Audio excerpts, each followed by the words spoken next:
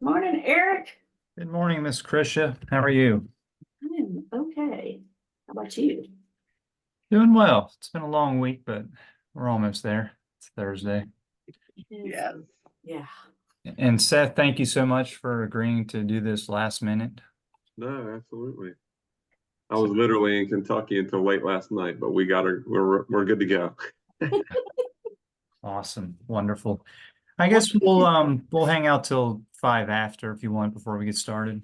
If everyone's okay with that. Sure. Were you at the Ashland office, Seth? No, I was actually in Erlanger. Yeah, south of Cincinnati. Cincinnati area. Yeah, twice a year my team gets together just to collaborate and kind of go over our markets and see what's working, see what's not working, and that just happened to be Tuesday and Wednesday. A nice 4 hours and 45 minutes from my house. Yeah.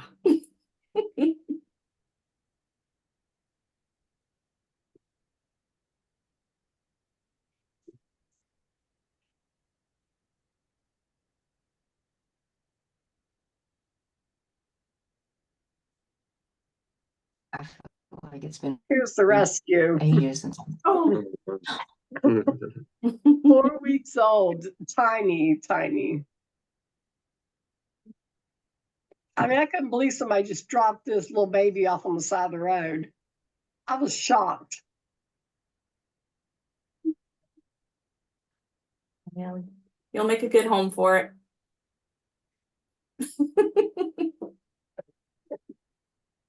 Yes.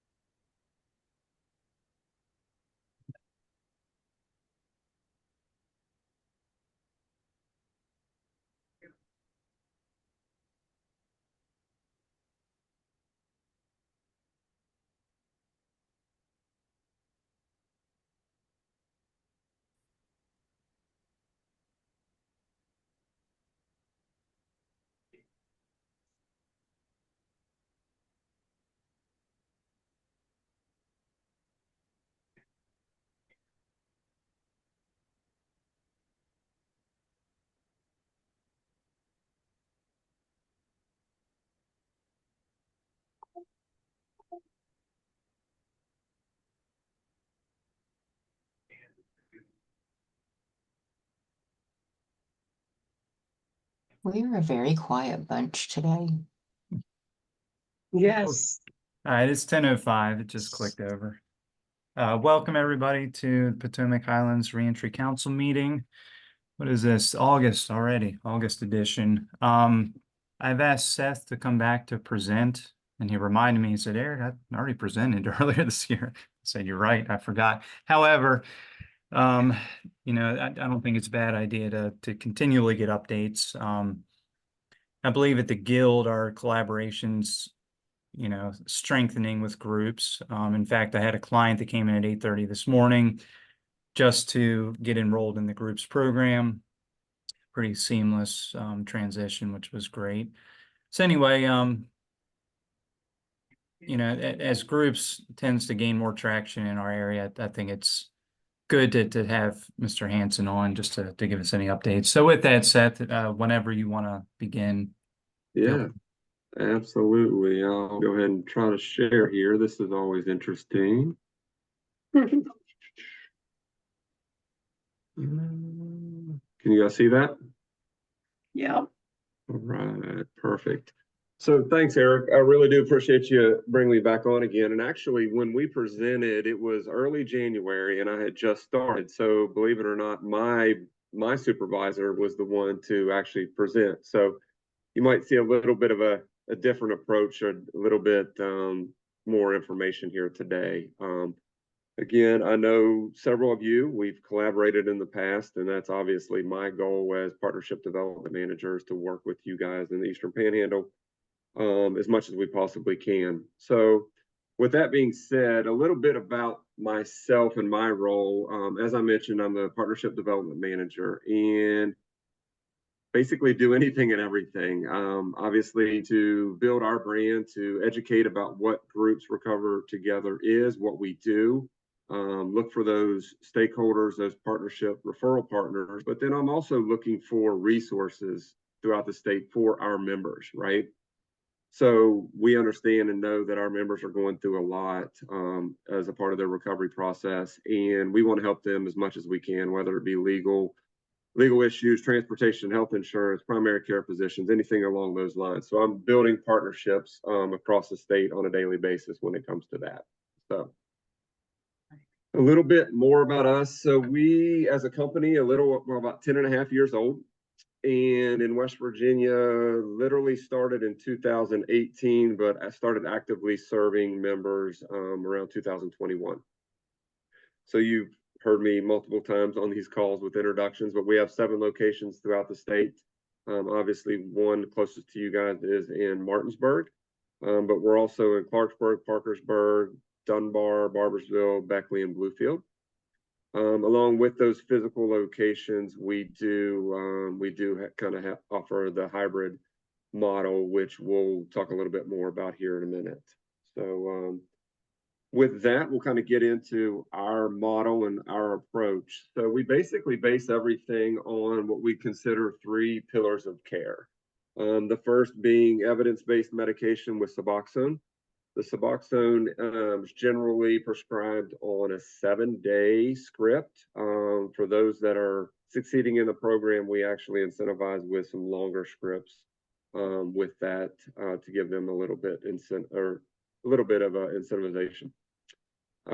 Community-powered recovery, right? Our groups, we put a lot of effort into our group therapy. Our counselors are absolutely amazing, but you know, as you guys probably aware, that group setting is extremely valuable, right? We try to group our members together that are experiencing certain scenarios, right? So they can actually help each other and lean on each other when it comes to that.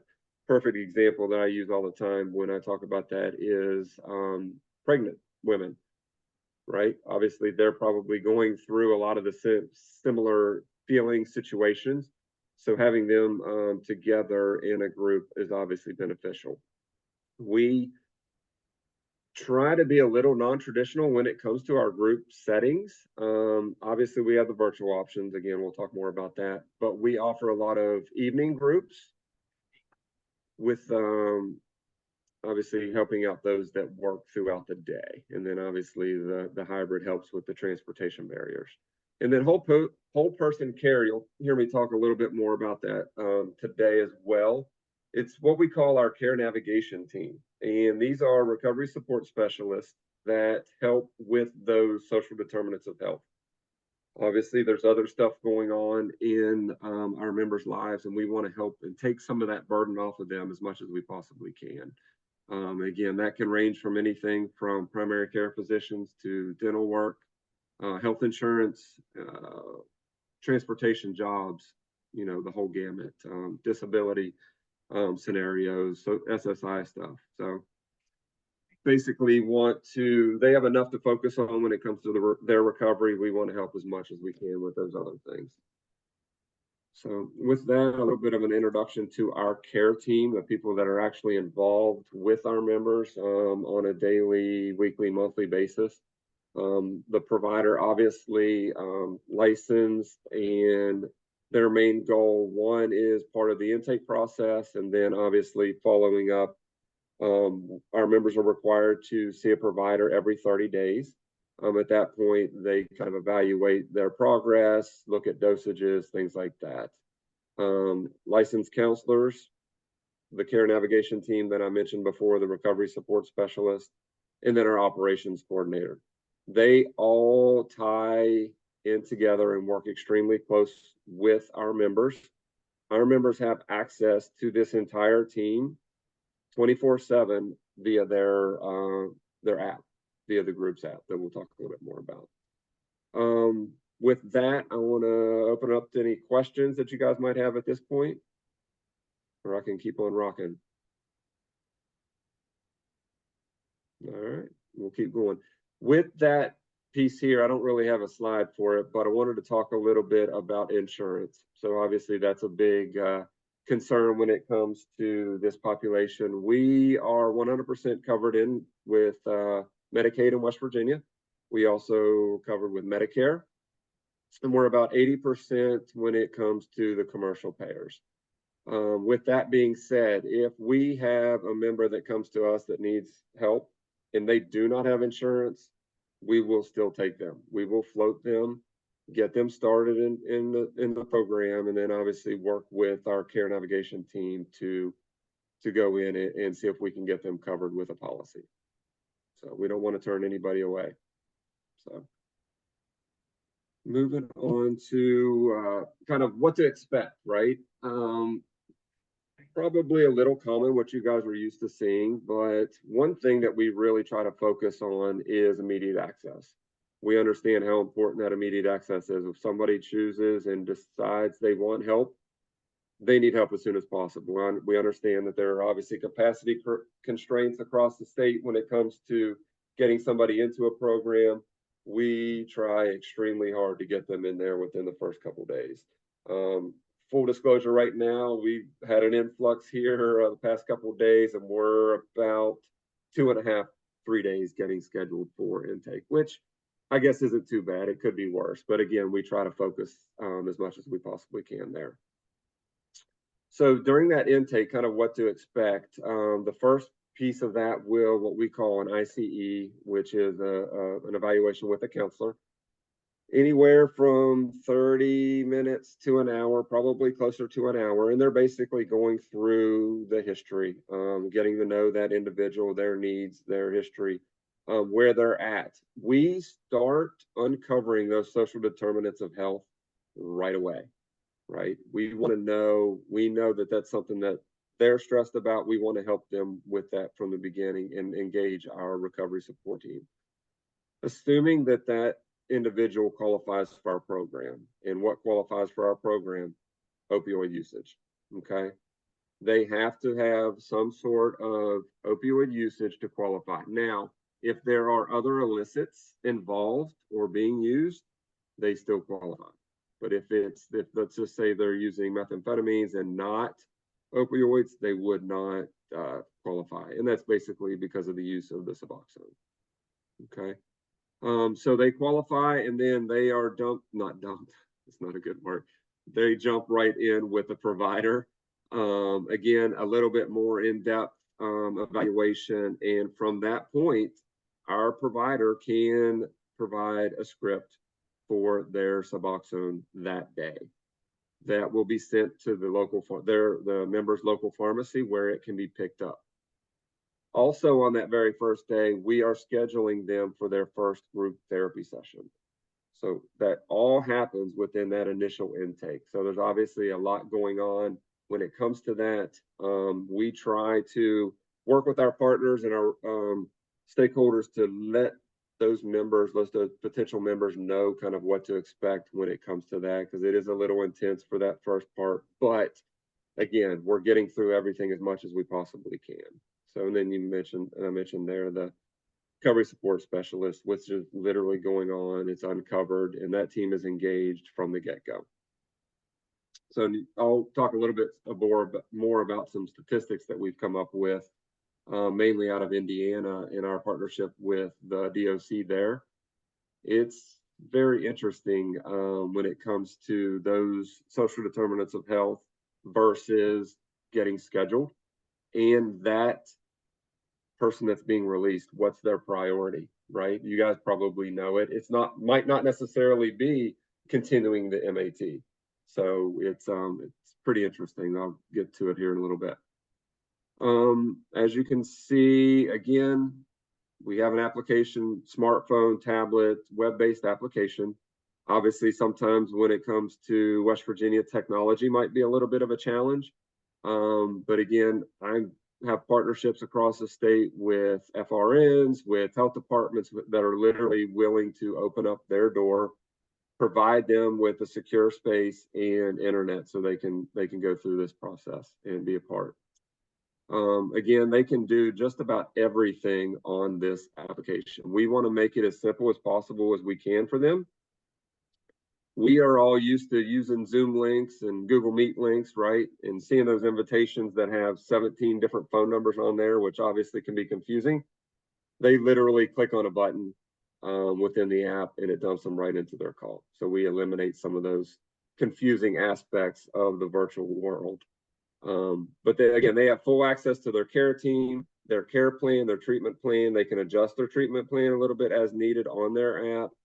Obviously, access to group, and there's a lot of communication back and forth with the app as well. So obviously reminders when it comes to their groups and UDS screens, different things like that can all be done through this application.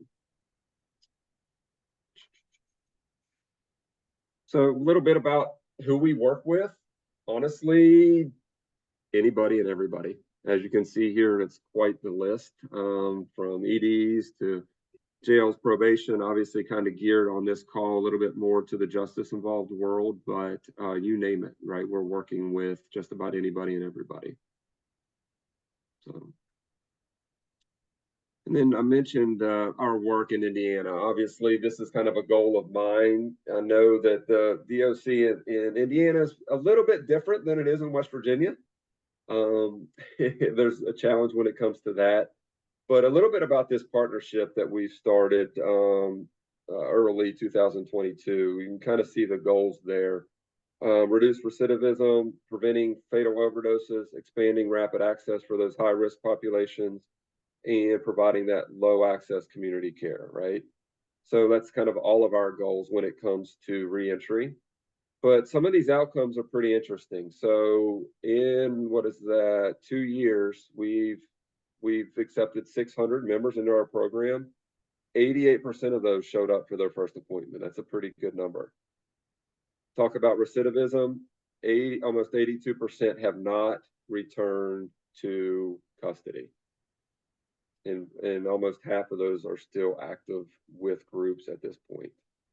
So some of you may have been introduced to one of my co-workers. Her name is Amanda. She's actually based out of Indiana, but she takes on the role with our company as Justice Involved Care Manager. And kind of in a brief summary of what she does, she works directly with our partners. I think Eric and Larry and Chris or Catherine have worked with her in the past. Some of you may or may not have met with her. If you're interested, I can most definitely set that up. But basically, she has, and we'll get to you if you're interested, our questionnaire, our ROI, excuse me.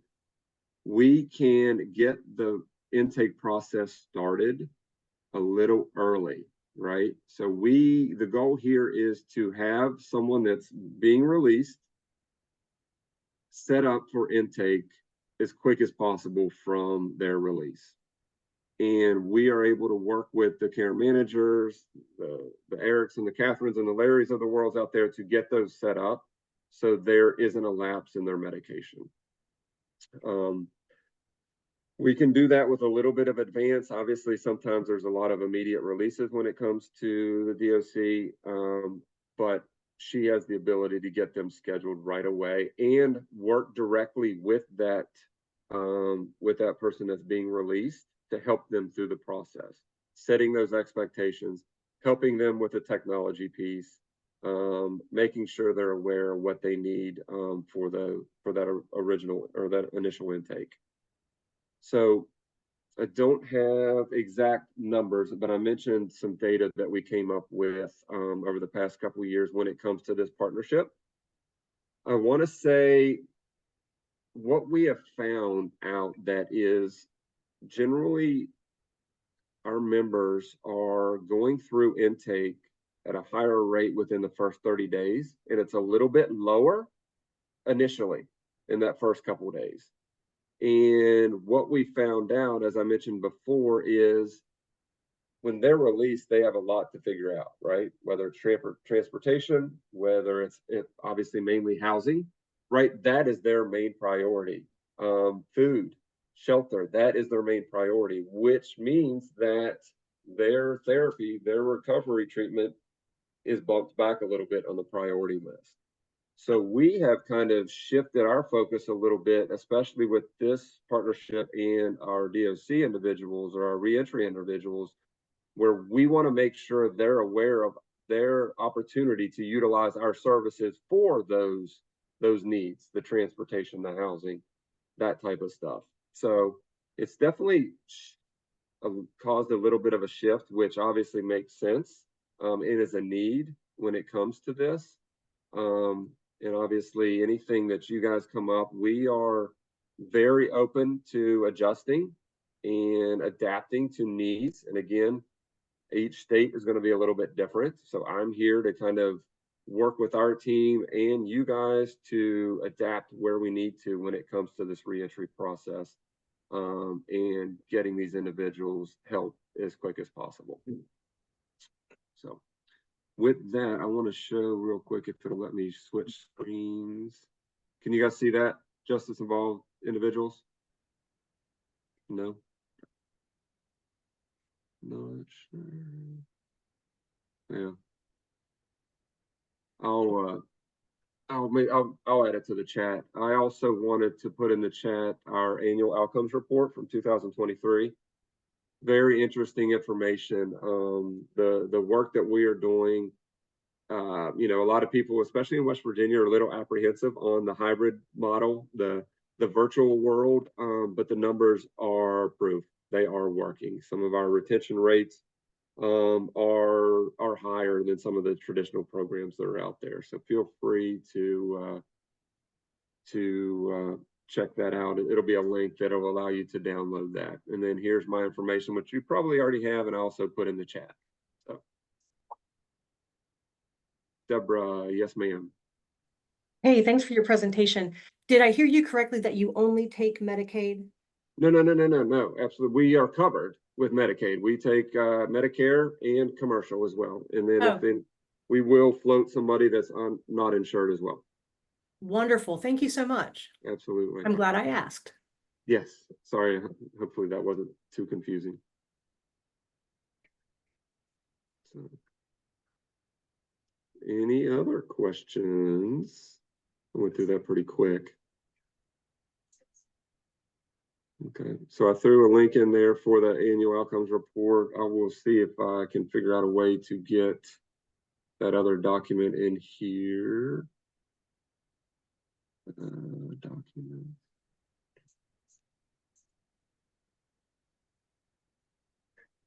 Here we go. There's a PDF there that should kind of a flow chart for our justice involved care manager. So, Eric, any questions on that or anything to add? I know we've got a great relationship and partnership going with you guys. You know, I use this pretty frequently. You know, Groups is a big enough organization to make a difference, but we're small enough to be able to adapt, right? We're continually adapting to the needs. Again, we're in multiple states. West Virginia tends to be a little bit different than some of the other states, which we all love, right? So we're able to adapt a little bit when it comes to that. So whatever we can do to assist in your world when it comes to this population, absolutely want to help as much as possible. So. The only insurance question I had, do you take like every form of Medicare? I don't know too much about Medicare. I know there's Humana and some there other are as much as I know about Medicare as well. I had that document that I shared with you yesterday. I can actually share that with you guys as well, kind of a list. It's a little outdated, but as far as I know, the only thing that's changed is that new Highmark plan that just started. But I can put that in the chat as well. Yeah, if you could do that, that was actually really helpful. It's kind of a short list of what you guys accept. Yeah, yeah. Yeah, give me a second on that to convert it to a PDF again.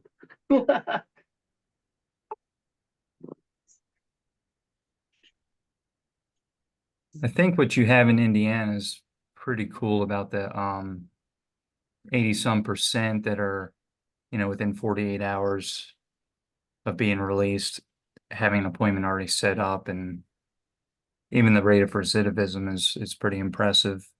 Have you been doing that in West Virginia at all? 'Cause Well, so official partnerships, not necessarily. So in it, obviously with those official partnerships, it's a little bit easier to have that data, right? Let me see, sorry, trying to do things at once. I'm not that smart. But obviously any official partnership, we'd be willing to look at for sure and see what we can do. Obviously the goal, as we know, is if someone starts on MAT inside and then they're released, there can't be a gap when it comes to their medication. We'd like to see jails and prisons doing a bridge script, for a week or maybe 2 weeks when they leave and give them the opportunity to have their medicine. But we're not seeing it very often. Now, maybe Danica or Tara can shed more light on this. So when I was up at ERJ, when I was up there, they did not have any bridge at that time. I think since then they may have partnered with Eastridge up there. But inmates being released that were on the MAT program while incarcerated were released with nothing. I know one time they were sent home with a 30-day script of Suboxone, and they kind of took that away.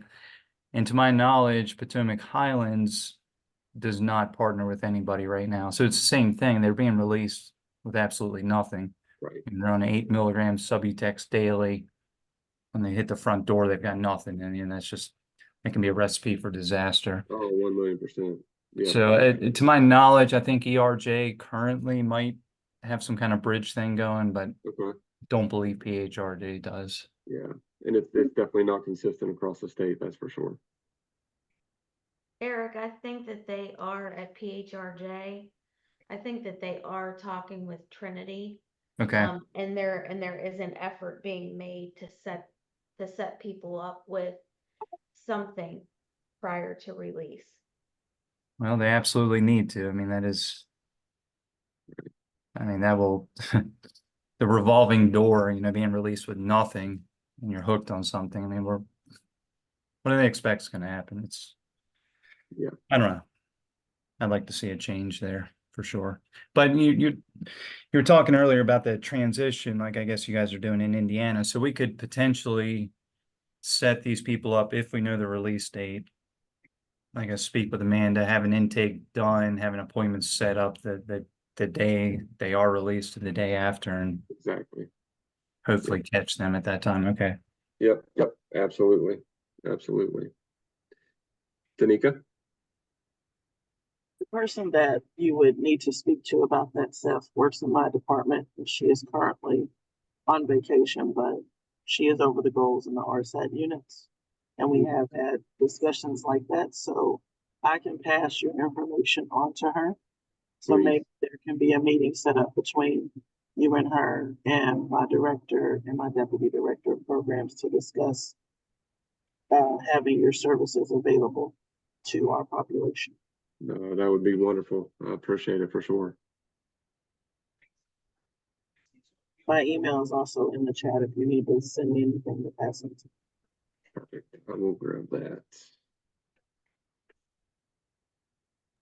I know when we had talked with Amanda that I thought that was an amazing, opportunity for her to be able to start early to work on getting them transitioned and, everything with, I would love to see it roll out more here in West Virginia. And with, if you want to start talking to any of the other councils, let me know.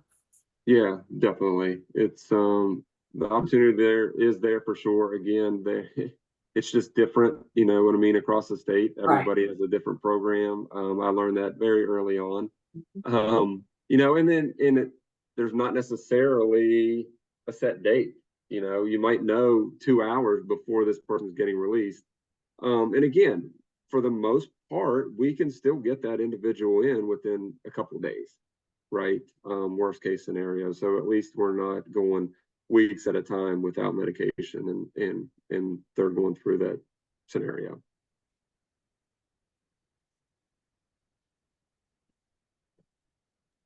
I wonder if that's something they could implement similar to what they're doing with the Chess app on the tablets. I wonder if the inmates could have access to a groups recover together and kind of set that up from in there. That's That's something else possible. that can also be discussed with the people that I could link Seth with, because my director of offender services, my department, has had services added to the tablets for the inmates. So if that's something that may be proposed as being added, she can speak to that as well. Okay, wonderful, wonderful. Yeah, I've talked to Randy a couple of times or multiple times with the Chest app. Obviously, that technology piece that we have kind of goes hand in hand, and a partnership there would be great. We discussed that multiple times. But yeah, being on those tablets, I mean, literally all it would mean is needed we would help them with a login, and they'd be rolling. Yeah. Wonderful. Yeah, like Danica, I really appreciate that. That'd be very beneficial. If anybody else wants to hear a little bit more or meet individually, or if you have a one-off scenario that potentially thinks a partnership with groups would be beneficial, I'd be more than happy to meet with anybody. I do have another question pertaining to like the virtual part of yours. What is the threshold of, you know, the range of proximity? How far does someone need to be from one of your physical locations to be strictly telehealth? Because I know in our area it's pretty remote. I don't know if anyone in at least 3 of our counties. I think they're too far from Martinsburg. I think it's all telehealth. Yeah, 1,000,000%. So oddly enough, believe it or not, if needed, they can be 100% virtual. There is absolutely no need to go to a physical location. As you know, we obviously prefer the one-on-ones and the in-person therapy, but we understand the challenges, right? Especially in West Virginia, and lack of programs in certain parts of the state. So they literally can start to finish be 100% virtual. So they don't have to be, you know, more than 50 miles from a physical. Okay. No, so anyone's eligible for virtual only. Yeah, we do have a soft 50-mile radius that we try to use when it comes to POC cups. We try, instead of shipping them to everybody, if someone is within 50 miles and are in Martinsburg, you know, one time this month, stop in and we'll give you all your supplies. Kind of one of those scenarios, but that's the only, you know, mileage guideline that we have. So, okay. And I mean, there's certain scenarios someone might live in Martinsburg, for example, and they're still 100% virtual, right? Especially anything pre-COVID, right? Before we were 100% in person. Everything shut down. We developed this app. 2 weeks, we were back in front of our members, right? They're not coming back into the office now. That's for sure. They're staying virtual. You know, and it's working again. You know, should we focus on getting members back into our offices? Yeah, we want that. We're paying rent and leases across the state for all these locations, and basically we have 2 people there, our counselor and our operations coordinator. You know, we want people to come in, but it works, and it helps the members for sure. It's definitely convenient. And with that being said, I'm planning an open house in Martinsburg. I know it's a little distance for some of you guys. Generally I think it's going to be the first week of October, but I'll communicate with you guys when we get closer to that. Is the open house for your program? Yeah, anybody. Yeah, it's at our program, and it's basically to show everybody around, the stakeholders, community members. Some of our members will be there. If you send me that information, my department may want to attend. Okay. Yeah. I personally might not be there if it's the first week of October because of an important date for me, but I'll definitely pass information to them. Yep. 1,000,000%. I actually, in the next week or so, I should be locking in everything when it comes to that. And Chris, I'll probably get with you about sending some stuff out to everybody. But yeah, perfect. And hoping to have a couple other resources there as well. Health department with some Hep C and HIV testing.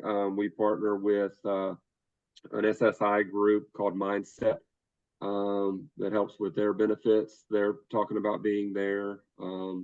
Maybe even some payers if they're interested. So.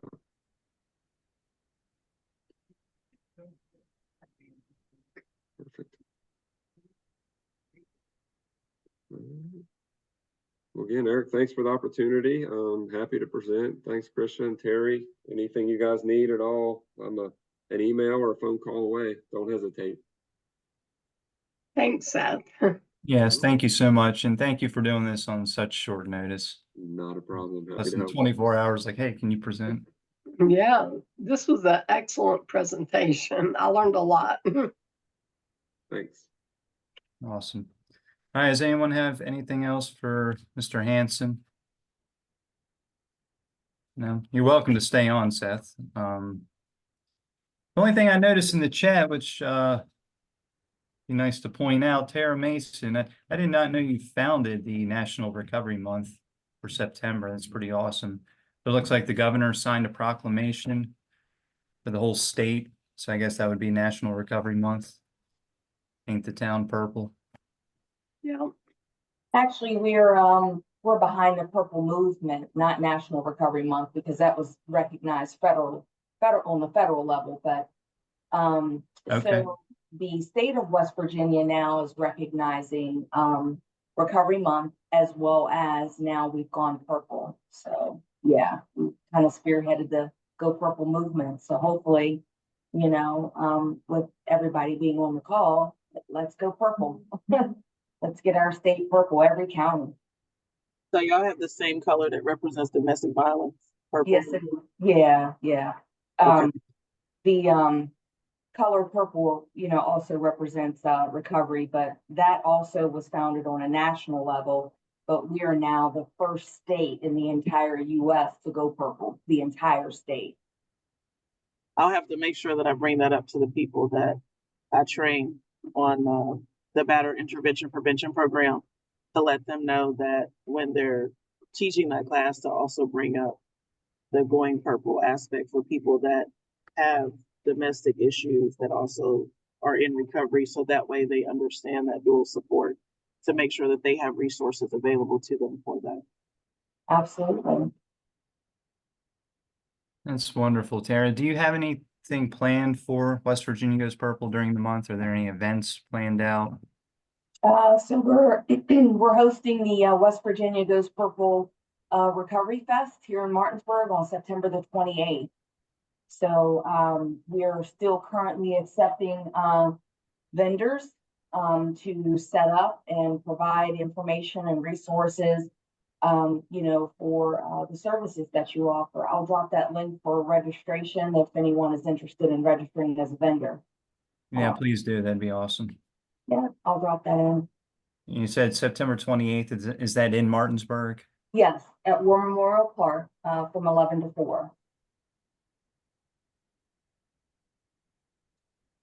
It looks like Ashley Lowe said that she might be able to come over and set up a table during that time. Awesome. Drop the link. Sorry, that was for Seth's event. I might be able to come over and sit at a table for that, for the REACH initiative. I also kind of want to give a real quick update too, just to let everybody know. Right now we're doing all of the job fairs and everything inside the federal institutions. So I have been inside all 4 of Hazelton's institutions, and then I was at Gilmer yesterday. I was able to meet with yesterday over 350 inmates. And we were able to share the information about the reentry councils. Unfortunately, the way that West Virginia federal institutions work, we don't have too many people coming back to West Virginia. But I was able to really kind of let everybody know that there are these groups across the country and to connect with them. So I think it was really beneficial. I'll be in Morgantown at the end of the month. And then that will be all of those in the northern part of the state that I've been involved in. So I share as much as I can about this reentry councils. I share it with the other stakeholders that are there, and I share it with every single person that's coming through so that we can connect with them prior to release and get them some services that they need. And we thank you for your advocacy. Keep up the good work. Absolutely. That's awesome. I know you're very active within the prisons themselves. And hey, I wish I could get in more. Still doing the simulators inside? So that is kind of, COVID kind of killed all that for us. That's kind of backed off of it. Yesterday when I was in Gilmer though, just having that sheer volume of people come through this fair was enormous. Normally it's like 50, 60 max. They're doing a lot of programming there that is being received very well. So I was going to actually talk to them about coming down and retraining a new group and have them start doing them on the inside as well. Hazleton, I don't know any of you, or if any of you go into Hazleton, it's a little bit different right now. There's hardly any programming happening. They're very, very short staffed. And so the people that typically do the programming are having to work in housing units. So it's going to be a little bit harder to get in there and get stuff done. But I'm thinking I would like to connect with the new folks at Morgantown right now too, and see if they'd be interested in doing some simulations down there.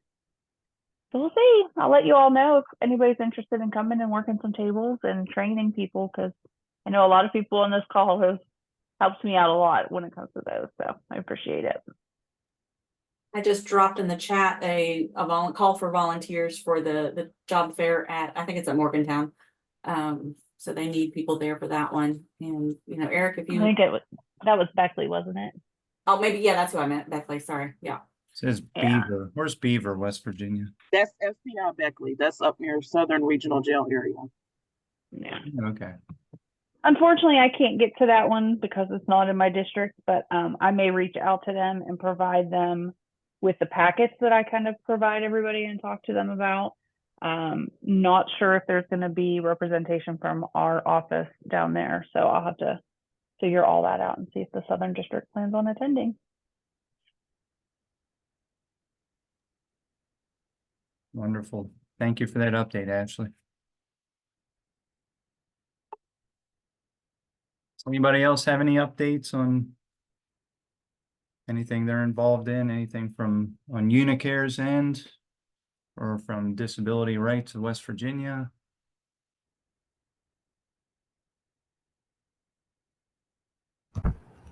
Hey guys, I'm nothing Deb from from Unicare. Disability Rights. Oh, go ahead, Rihanna. I was just saying no updates from Unicare. Go ahead. Thanks. Yeah, I'm Deb from Disability Rights. Most of you guys know, you know, I listen in on these to try to hear what's going on because I form a lot of teams with folks who are leaving carceral settings and trying to get them back into the community. And but Disability Rights does a lot of different things for a lot of different disabilities. And Aaliyah's on here too from Disability Rights. Hey, Aaliyah. But we're glad to be here. Thanks.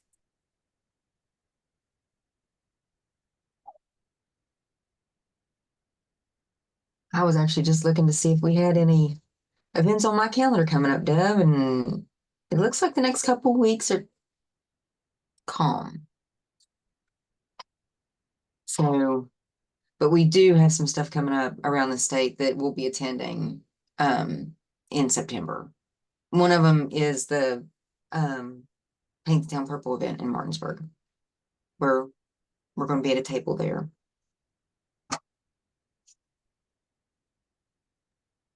Oh, I do want to say that if some of you didn't get the chance this year, next year you may want to attend the West Virginia Association of Addiction and Prevention Professionals Conference. It was in Canaan Valley last week, and there were a lot of important panel discussions that occurred involving recovery, not just recovery resources, but what recovery looks like in terms of statistics that deal with housing, statistics that deal with what works.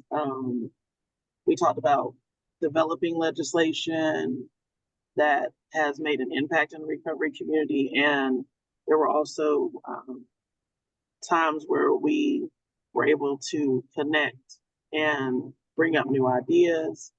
It was a really interesting conference, and we got to see a lot of peer recovery specialists get honored. So it's a nice event. If you get the chance next year and you deal with recovery, you may want to attend that. When did you say that was this year?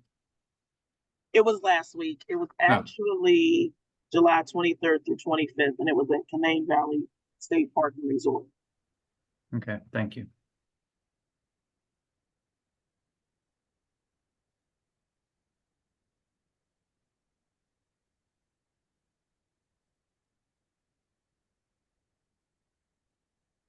Disability rights of West Virginia. Somebody refresh my memory. Kind of what do you guys specialize in? Yeah, do you want me to do it? Sure, go for it. Okay. Disability rights is the federally mandated protection advocacy group for the people with disabilities in the state of West Virginia. We have many different programs, depending on what's going on, what the disability is. It just depends. I put our contact information with my name, but I'm going to go ahead and put our website again, which I highly recommend everybody going to, no matter what, because it has loads and loads and loads of resources for people to be able to self-advocate. And then also it has our contact information. So if there's a specific issue, they can call us. We provide referrals, information. We also do direct advocacy for, specific situations and circumstances.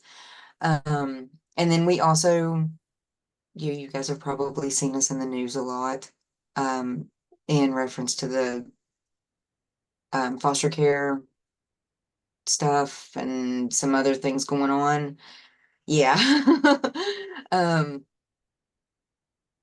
So, I mean, we do actually get involved with those types of things, but I'm not a lawyer, so I don't make those decisions. And then we also follow what the legislature's doing and give information to the legislature whenever there's, when it is appropriate. That there are people with this. Deb, actually, as far as what you got.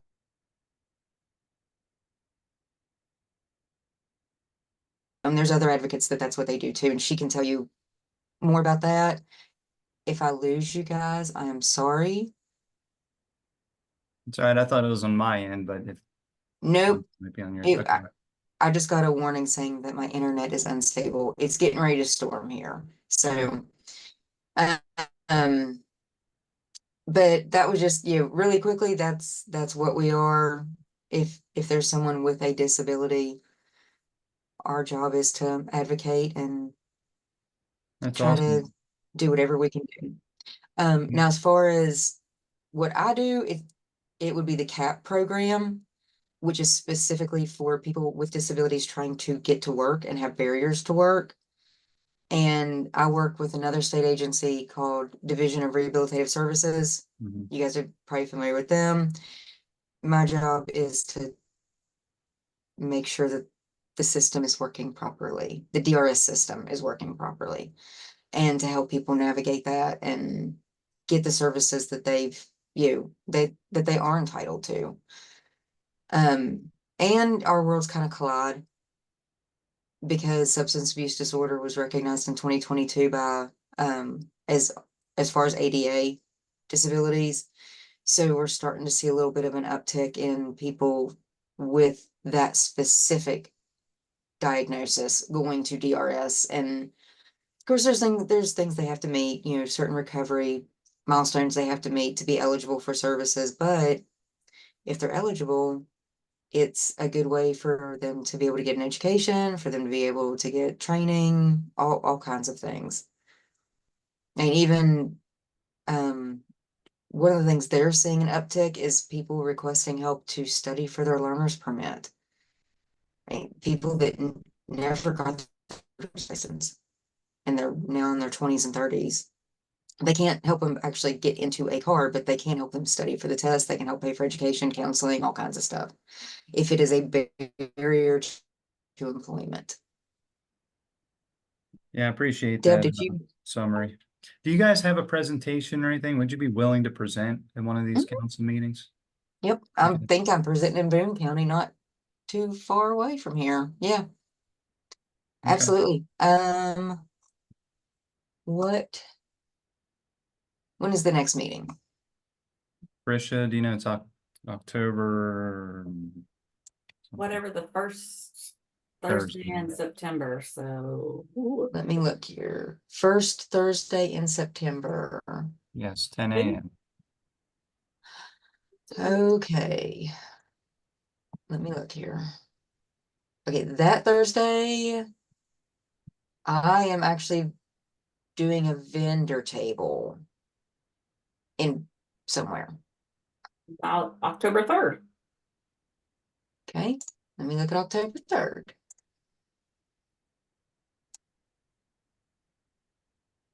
I know this time is not something I can usually do, and I have some family health stuff going on, and so I know mornings are going to be really rough for me for the next 2 months. So if Aaliyah can do it, that would be great. Yeah, it sounds like October you guys 3rd. do some wonderful things. I'd love for you guys to present. It'd be awesome. Oh, absolutely. October 3rd is open, and I'm going to go ahead and put you guys on my calendar so I don't forget. I'll put it on the spreadsheet. Because I've done. Okay. Thanks, Aaliyah. Oh, no worries. We can get some information out there. That's all that matters. Eric, have you had Jeremy Dixon talk about TBI? Yes. Okay. That was a great presentation. Okay. From WVU. Yeah. I have a small piece of news. Tomorrow at my reentry council, Cabell Wayne Lincoln, I have Miss Valerie Slater from Rise for Youth talking about transformative justice, and it is empowering. So I would encourage anybody that would like to hear her to join my meeting tomorrow at 11:30 to 12:30. You think she'd be willing to present in September for us? Well, I think that we could definitely ask her. What do you think, Krisha? Do it. So what do you think? Do you think that would be a good presenter next month? I mean, I haven't not spoken directly with Miss Valerie. I saw her present at the Restorative Justice Conference, and she's amazing. Yeah. So I'm excited to see her tomorrow, and we can definitely talk to her about more. So I'll drop the chat, or not the chat, the link for tomorrow's meeting in the chat.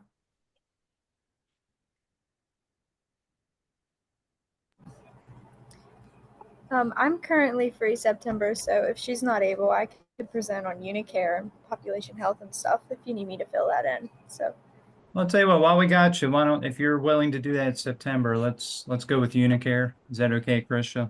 Yes, sir. I'll update the spreadsheet. And we can do disability rights in October and then go from there. yeah, Thank you, good. Rihanna. That's that'd be awesome. But just from the reach standpoint, the week has kind of gone crazy. Yesterday we did strategic planning for our new initiative that we were working with in the Logan County area to pair one of our navigators with a community healthcare worker. So we are working on that and then going to see how that goes. And it's a new program we're doing. And then today we were supposed to do strategic planning for all of the reach, talk about rebuilding out the reentry councils, but our contractor, what do you call this guys? Anyhow, had a medical emergency, so he was not able to be with us. Consultant, that's the word.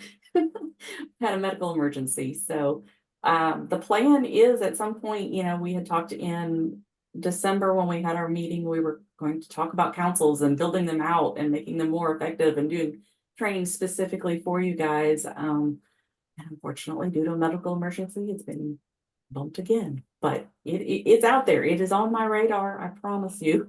So, I appreciate everyone that shows up and those of you that volunteer your time to come to the meetings, and especially the chairs that, that see the importance of these meetings. Absolutely. Does anybody else have anything they'd like to share? Any updates? I think most people did provide an update. All right, well, if that's all, I think our next meeting is September. I don't even remember. I forgot already.